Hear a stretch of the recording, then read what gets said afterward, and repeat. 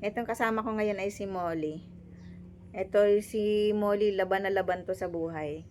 Ito ay parvo survivor. Inaway na rin siya ng mga malalaking aso. Tapos kung ano-anong mga naging sakit niya. Pero dahil sa pag home remedy ko, ay eto siya oh. Napakalakas pa rin niya. Magsi 6 years old na ito. Ang topic natin ngayon ay yung pagsusuka ng ating aso. Siguro yung mga nag-aalaga dito ng aso ay naka-experience na rin ng mga sumusuka na aso. Minsan makikita nyo na bakit sumuka ng mabula yung ating aso. Nagpo-problema na agad yung iba, gusto na agad itakbo sa vet kasi siyempre nakakapag-alala nga naman kapag wala tayong mga experience sa mga sakit ng aso tapos biglang magiging ganun yung aso. Yung ayaw kumain tapos nagsusuka. Unang-una mong gagawin, i-check mo muna yung suka niya, kung anong klase yung suka niya. Meron kasi yung suka ng aso na, halimbawa, yung isinuka ng aso niya is yung pagkain na kinain din niya, tapos isinuka niya.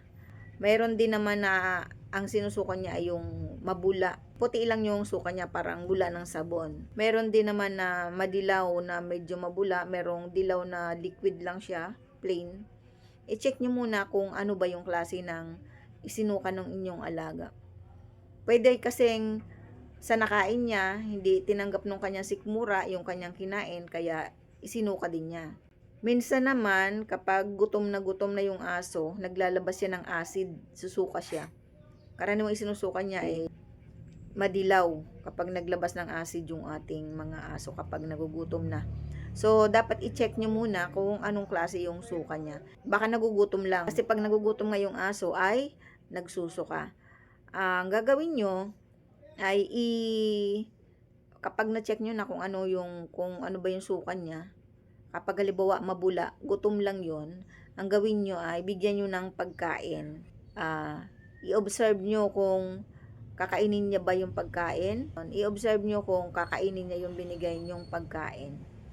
At kapag hindi niya kinain, tingnan nyo kung yung aso nyo ba ay matamlay. Kahit yung pagkain na binigay nyo ay masarap pero ayaw pa rin niya. Kapag ayaw pa rin kainin yung binigay nyong pagkain. Minsan naman, ang isinusuka ng aso nyo ay halimbawa, binigyan nyo siya. Ako madalas na nangyayari sa akin yung ganun. Kapag binigyan ko ng pagkain yung aso ko, tapos yung parami yung kain niya, isusuka niya yon. Minsan naman, pag hindi niya gusto yung kanyang kinain, hindi tanggap na sa kanyang sikmura, isusuka niya din. So, kapag ganon, observe natin yung ating aso. At kapag ayaw pa din kumain, ang ginagawa ko ay binibigyan ko ng brown sugar. Yun nga palang itinuturo ko sa inyo ay mga home remedy na ginagawa ko sa aking mga alagang aso, mga first aid. Kung sakaling mangyari ito sa inyo, pwede nyong gawin kasi hindi naman makakasama sa palagay ko yung aking isinishare sa inyo. At ilang beses ko na rin itong na-try sa aking mga alagang aso. Ang ginagawa ko doon sa aking aso, kapag ayaw kumain, sinusubukan ko ng brown sugar. Mga isang kutsarang brown sugar. Alam niyo ba na yung brown sugar ay napakaganda rin kapag yung ating aso ay nalason. Nakakain ng lason. Talagang nangyari na din yan sa akin. Yung aking aso ay kumain ng halaman na lirio o yung amariles, masama yun sa aso, nakakalason yun. At nung kumain siya nung gano'n, nakita ko siya, sumusuka siya ng malapot na mabula. Tatlo yung aso kong yun, yung malaki, si Tokyo, tapos yung aking dalawang Shih Tzu, ang napuruhan yung maliit. Si Tokyo, porket malaking aso, hindi siya masyadong naapektuhan. Siguro konti lang yung nakain niya.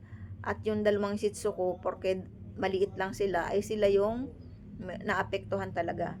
So, ang nangyari sa kanila ay nanghina at nagsusuka siya ng malapot na mabula.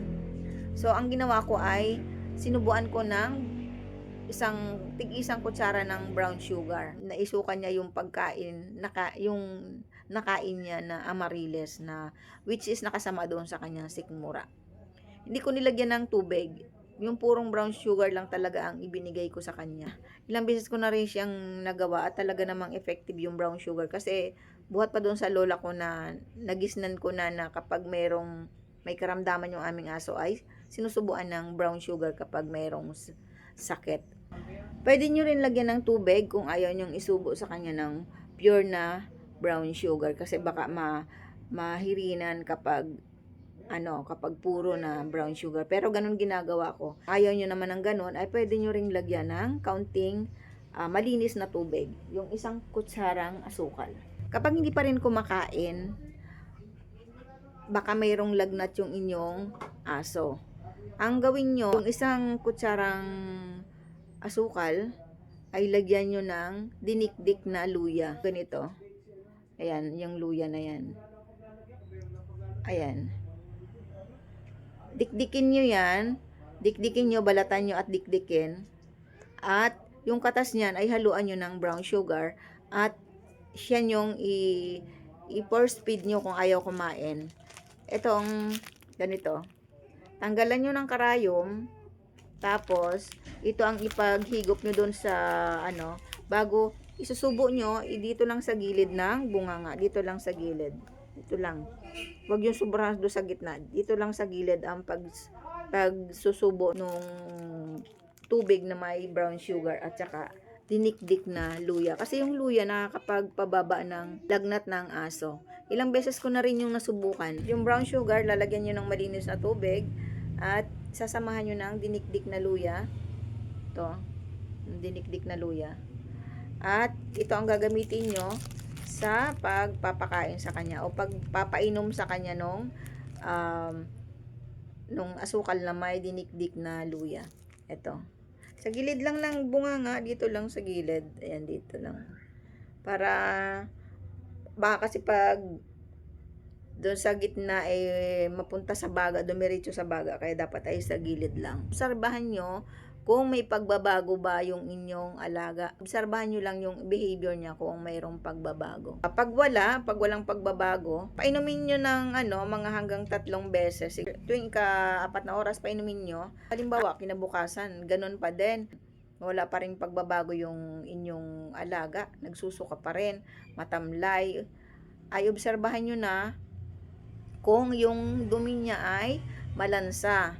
Kapag kasi yung dumi niya ay malansa, tapos mayroong kasamang dugo, baka yan ay parvovirus na. Sa akin naman, ang ginagawa ko sa parvovirus, kapag yung aso ko ay nakikitaan ko ng ganon, nagsusuka, tapos nagpupups ng malansa, at may kasamang dugo, alerto na ako doon. Pero home remedy pa rin. Bihira ako magpa-vet at awa ng Diyos ay nakakaligtas yung aking mga aso sa pagbibigay ko sa kanila ng mga home remedy. Ganun pa din, kasi minsan may lagnat yung ating mga aso, papainumin ko ng brown sugar na may malinis na tubig na may kasamang dinikdik na luya para kung mayroong lagnat ay bumaba yung kanyang lagnat. Pagkatapos ay pinapainom ko ng dextrose powder. May nabibili nun sa mga agri-supply. Dextrose powder. Parang yun, parang betsin na nakalagay sa bote. Tapos, isang kutsara nun, lalagay mo sa malinis na tubig sa kanyang inumin. Kapag ayaw uminom ng aso, ay i-force feed nyo, gagamitan nyo ng siringgilya. Pinapainom ko pati sila ng SMP 500. Yung SMP 500 na yon ay tabletas yun. Ang ginagawa ko ay pag maliit lang yung paiinumin ko, hinahati-hati ko yun. Kunwari, tuta pa, o kaya ay maliliit na lahi katulad ng aking mga shih tzu. Ginawa ko, hinahati ko. Tapos dinudurog ko, isinasama ko sa malinis na tubig at siya kung pinapainom sa kanya. Itong ginagamit ko para siguradong walang matatapon na gamot. Diretso talaga sa kanya na mainom niya lahat. Yun, ito pa din ang ginagamit ko. Kasi pag iba ang gamitin mo, kunwari kutsara, baka matapon. Pag ito, wala halos natatapon. Obserbahan nyo kinabukasan kung magbabago ba yung kanyang behavior, kung matamlay pa rin ba siya, obserbahan yung kanyang dumi, o kung nagsusuka pa rin ba siya, kung kakain na ba siya. At kapag walang pagbabago, dalahin nyo na sa vet para malaman kung ano talaga yung sakit ng inyong aso, para mabigyan siya ng tamang lunas. Yung namang tinuturo ko ay mga first aid lang yun. Pero minsan kasi, yung sa mga pag-home remedy ko ay talagang gumagaling yung aking mga aso. Dati naman nung bata pa ako, walang vet. Walang vet doon sa amin, doon sa lugar namin. Kasi kami nasa province, tapos nasa barangay pa kami.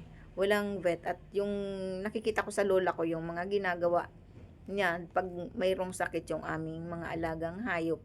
Kahit sa baboy, sa aso, sa pusa, yun, nag-home remedy lang yung lola ko at yun yung ginagaya ko ngayon. At okay naman. Gumagaling naman yung aking mga aso. Isang beses lang ako nagpa-vet kasi ay nalito ako doon sa aking isang aso. Wala kasi ako nung magkasakit siya. Kumbaga hindi ko siya naobserbahan na kung paano nag-umpisa yung kanyang sakit. At yun at na-late na kami ng pagdala sa vet. Kumbaga ay malala na yung aso. Kaya yun, namatay siya. Kasi wala ako dito noon. Hindi ko agad siya naagapan. Dahil nung magkasakit siya ay mga anak ko lang ang kasama. Which is hindi naman nila alam kung ano ba yung mga behavior ng aso kapag mayroong sakit. Dapat alerto din tayo kapag may nakikita tayong kakaiba sa behavior ng ating mga alagang aso. Baka kasi meron na silang dinadamdam. Wag natin i-ignore kapag yung mga aso natin ay walang gana kumain. Titingnan natin yon kung ano ba ang kanilang nararamdaman at bigyan agad natin ng paunang lunas para wala tayong pagsisihan. Kung kayo naman ay may budget at can afford man kayo magpa-vet, ay di dalahin nyo na sa veterinarian para wala kayong pagsisihan. Yun namang sinishare ko ay para lang yun sa mga katulad ko na post sa budget para laging magdala sa vet. Napaka mahal po magpa-vet ng aso, ng hayop. Talaga pong magbabayad kayo. Minsan mas mahal pa kaysa sa tao. I-share ko lang sa inyo yung nagpa-vet ako doon sa aking aso na namatay. Kasi nga, pagdating ko dito, matamlay na siyang kumain. Hindi ko alam na 3 days na ata yung aso na ganon. Kasi wala nga ako dito. Yung ang mga anak ko ay pumapasok sa trabaho, pumapasok sa school. Kaya hindi nila alam pinagsimula nung karamdaman ng aso. Ang akala lang nila ay matamlay lang, ganon. Ay yun pala, nag-uumpisa na pala yung kanyang karamdaman. Tapos pagdating ko, saka pa lang ako nag-home remedy kasi akala ko bago lang nag-uumpisa na may nararamdaman yung aking alaga. Tapos nung pang 3 days, saka ko siya dinala sa vet. Ayun, yung pala ay meron na pala siyang blood parasite. Napakabilis lang nun. Pagka nagkaroon ng blood parasite ang alaga yung aso, napakabilis lang kasi ang inaatake ng blood parasite ay yung dugo. Yung virus ay yung dugo ang inaatake. Kaya madaling bumababa ang platelets, namumutla yung aso at napakabilis lang kasi yung blood parasite ay parang dengue. Dengue yon ng mga aso. Kapag may nakita kayo na yung aso nyo nagsusuka, i-observe nyo muna kung baka nalipasan lang ng gutom. Kadalasan ganun nalipasan lang ng gutom. At yun, madlaking tulong yung brown sugar. Isubukan nyo muna. Tapos kung talagang hindi pa rin magaling, kung may budget naman kayo, ay dalhin nyo na sa vet. Sana yung aking video for today ay nakatulong sa mga katulad kong nag-aalaga ng aso, pusa. Ayan, ako madalas ay nag-home remedy lang. Kaya, abang-abangan nyo lang yung aking mga sinishare na videos para sakaling makatulong sa inyo. Ayan guys, ito, papakilala ko sa inyo si Toothless. Ayan, anak ito ni Mimi, yung pusa ko na inatake ng aso na namatay. Namatay yung pusa ko dahil inatake siya ng aso. Ayan. Ito ay may injury ito. Pagkapanganak niya, hindi siya nakakalakad ng maayos. Kaya, ito ay alagang-alaga ko. Unstable yung kanyang paglalakad. Healthy naman siya, yun lang paglalakad niya, hindi siya masyadong nakakalakad ng maayos. Pasiring-siring siya, parang lasing. Si Toothless, kasi kamukha siya ng dragon, si Toothless, di ba? Ang cute, pero ang bait nito, napakalambing.